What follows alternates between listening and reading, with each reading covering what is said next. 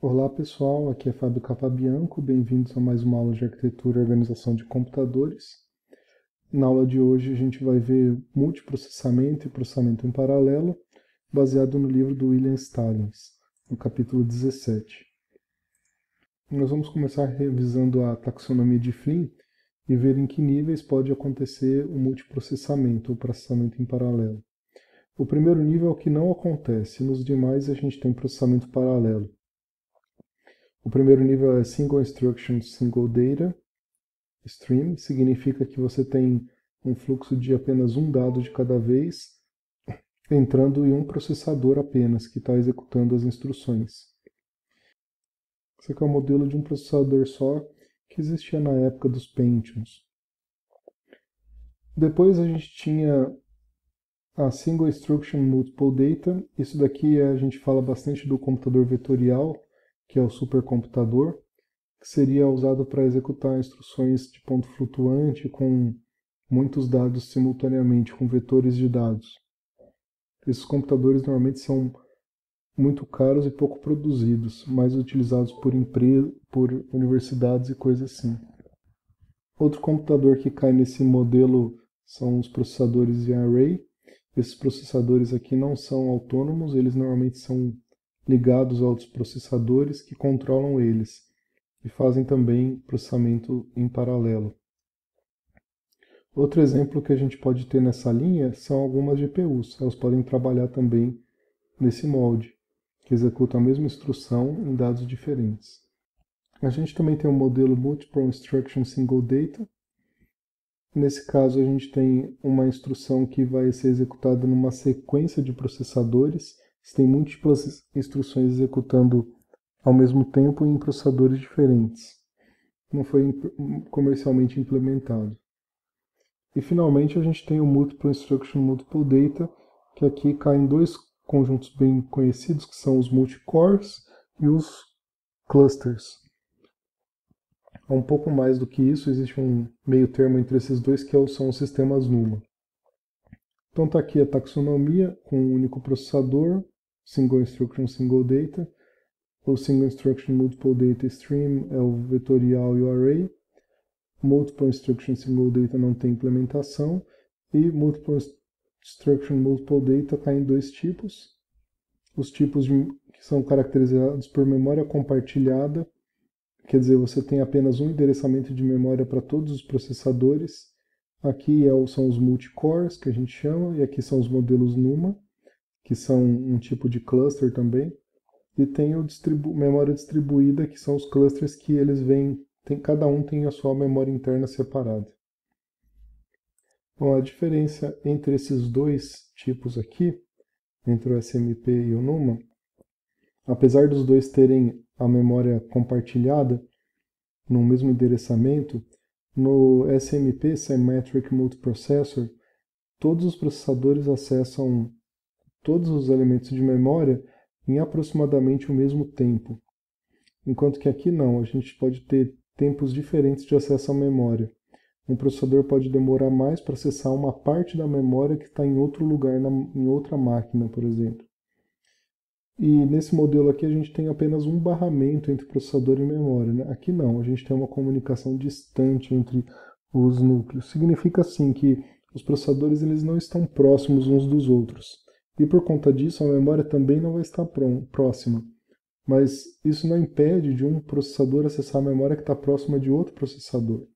E daí vem esse nome, Non-Uniform Memory Access. No modelo de cluster, um processador não pode acessar a memória do outro diretamente. Cada um tem sua memória individual. Então, nesse caso, os processadores se comunicam normalmente por mensagens, por transmissão de arquivos. Enquanto que nesses dois modelos aqui, eles podem ter um espaço de memória compartilhado para comunicação. Aqui tem os modelos mais conhecidos, né? O tradicional, que é o Single Instruction Single Data, que é um core só. A gente tem os dados conversando com a memória, o processador conversando com a memória e pedindo dados, e a gente tem a unidade de controle passando as instruções. Aqui a gente tem vários processadores, eles vão acessar a mesma memória para pegar os dados, mas cada um recebe as instruções de uma unidade de controle separada. Esse aqui é o Multiple Instruction Multiple Data com memória compartilhada. Nesse caso aqui, a gente tem o Single Instruction Multiple Data.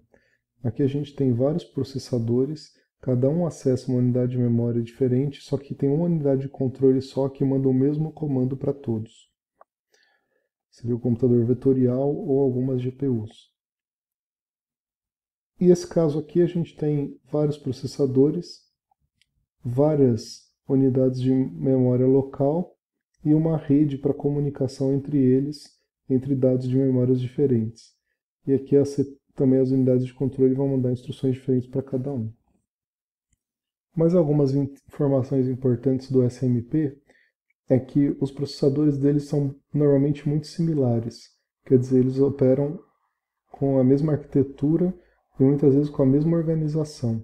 Como eu já tinha dito, eles compartilham a mesma memória entrada e saída.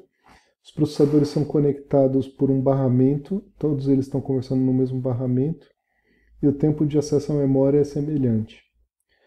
E também acessam os mesmos dispositivos de entrada e saída. Podem haver um ou mais canais para acessar esses dispositivos. O papel importante é do sistema operacional. Ele vai controlar o sistema, provendo que tudo isso fique transparente para o usuário. Quer dizer, o usuário vai poder executar o programa dele, usar os processadores e rodar as coisas em paralelo mais rápido, sem o usuário precisar se dar conta disso. Aqui está o exemplo de um único processador em relação a dois processadores. A gente tem 3 processos executando. Com um processador, um começa, para, depois vem o outro, vem o primeiro de novo, o terceiro, o segundo e o primeiro. Quando você tem 2 processadores no seu sistema, pode executar 2 em paralelo. Um, de repente, precisa de um I/O, fica esperando. Quando acabar o segundo, o terceiro pode entrar e já acaba. Só que nisso que o I/O terminou, o primeiro pode voltar. Terminando o terceiro, o segundo termina. Depois o primeiro talvez espere por um outro I/O, uma interrupção, e finaliza em um tempo menor do que no outro caso. São 4 vantagens que esse SMP tem, né? Os Symmetric Multiprocessors. O primeiro é o desempenho. Quando você tem algum processo que pode ser executado em paralelo, você faz isso. Também é a confiabilidade, porque se um processador falha, você ainda tem outros que podem continuar executando e não para o sistema. Esse sistema pode ter um crescimento incremental, que significa que você pode colocar mais processadores, embora isso ainda tenha um custo.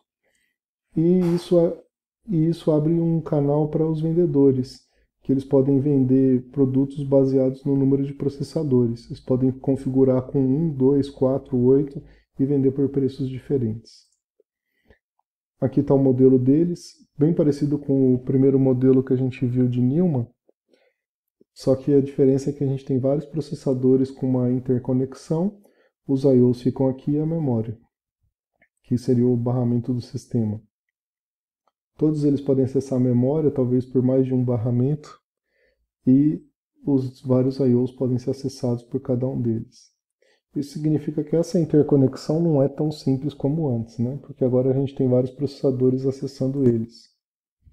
E daí vem o problema, né? De como você vai resolver. Os barramentos do sistema, a maneira mais simples de você resolver esse problema é usar um barramento com tempo compartilhado. E esse normalmente é o que se utiliza.